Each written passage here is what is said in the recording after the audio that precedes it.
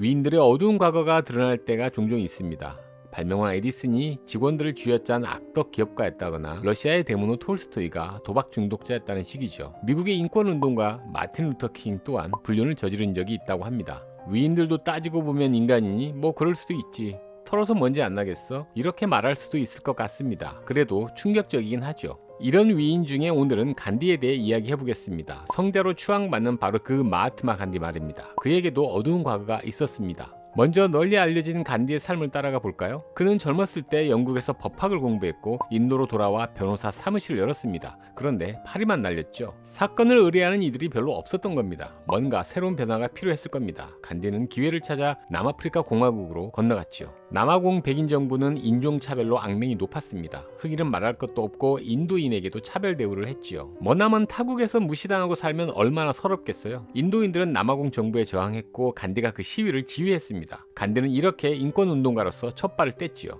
그 후 간디는 고국 인도로 돌아왔습니다. 당시 인도는 영국의 식민지였죠. 독립을 원하는 시위가 곧잘 벌어졌습니다. 당연히 영국은 그 시위를 막으려 했겠죠. 그러다가 1919년 인도 암리차르에서 큰 사고가 터지고 말았습니다. 이 시위는 평화적으로 진행됐는데 영국군이 발포해버렸어요. 그 바람에 1000명 가까운 인도인이 목숨을 잃었지요. 바로 이 사건이 간디의 삶을 바꿔놓았습니다. 영국의 폭정에 분노한 간디는 50살의 나이로 독립운동에 뛰어들었지요. 간디는 비폭력, 무저항, 불복종 운동을 벌였습니다. 독립운동의 중심이었던 인도 국민회의를 이끌기도 했죠. 그는 영국의 협박에 전혀 굴하지 않았습니다. 1930년 영국이 소금에 막대한 세금을 부과했습니다. 간디는 이 만행에 항의하는 표시로 무려 360km를 행진했는데 당시 그의 나이 무려 61살이었어요. 체력도 중요하지만 정신력이 약하면 불가능한 일이죠. 저는 못할 것 같네요. 지도자는 아무나 하는 게 아닌가 봅니다. 1947년 인도가 영국으로부터 독립했습니다. 하지만 온전한 독립이 되지는 못했어요. 힌두교와 이슬람교의 갈등이 커졌고 끝내는 이슬람교도들이 파키스탄으로 분리 독립했으니까요. 이 와중에 간디는 힌두교 극단주의자의 총에 맞아 사망했습니다. 전 세계가 위대한 영혼 마하트마 간디의 죽음을 애도했지요.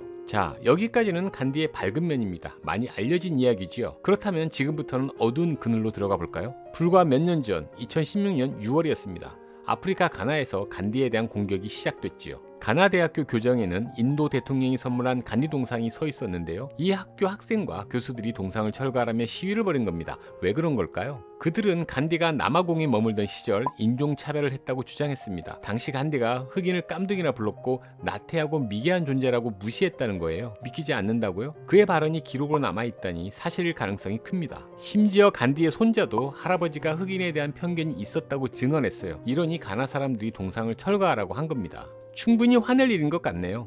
2018년 12월 결국 간디 동상은 철거됐습니다. 2018년 4월에는 캐나다 오타와 칼튼 대학교에서도 똑같은 일이 벌어졌습니다. 학교 당국이 동상 철거 요구를 당장은 받아들이지 않았는데 앞으로 어떤 결론이 날지는 지켜봐야 할 것 같습니다. 문제는 다른 나라에서도 이와 비슷한 일이 일어날 조짐이 보인다는 거예요. 무덤에 있는 간디로서는 무척이나 당황스러울 것 같습니다. 설상가상이라 해야 할까요? 인도에서도 간디를 비판하는 목소리가 커지고 있습니다. 인도 좌파 진영은 간디가 빈민들의 인권에 무관심했다고 비판합니다. 이 비판은 다소 충격적인데요. 간디는 가난한 사람과 약자편에 선 성자 아니었던가요? 도대체 왜 이런 비판이 나왔을까요?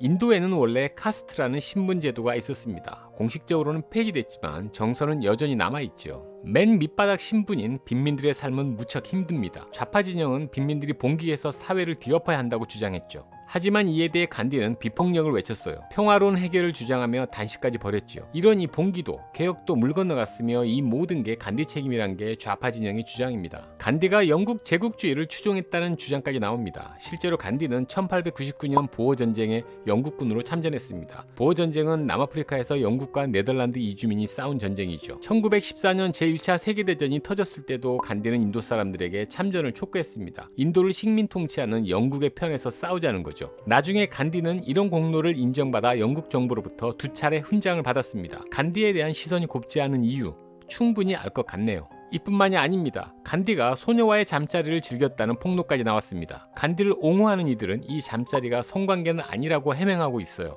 종교적인 특수성 때문에 같이 잔 것뿐이라는 거죠. 이 해명을 신뢰하지 못하는 사람도 많습니다. 저 또한 고개를 갸웃거리게 되네요. 마하트마 간디의 삶을 둘러싸고 당분간 논란은 계속될 것 같습니다. 성인으로 여겼던 인물의 어두운 면을 보고 있으니 마음이 편하지는 않네요. 빛과 어둠은 동전의 양면과 같다고 합니다. 한쪽이 밝으면 다른 한쪽은 어두울 수밖에 없다는데 마하트마 간디의 생애가 이와 비슷한 것 같습니다. 어쩌면 우리의 삶도 이처럼 빛과 어둠이 공존하는 건 아닐까요?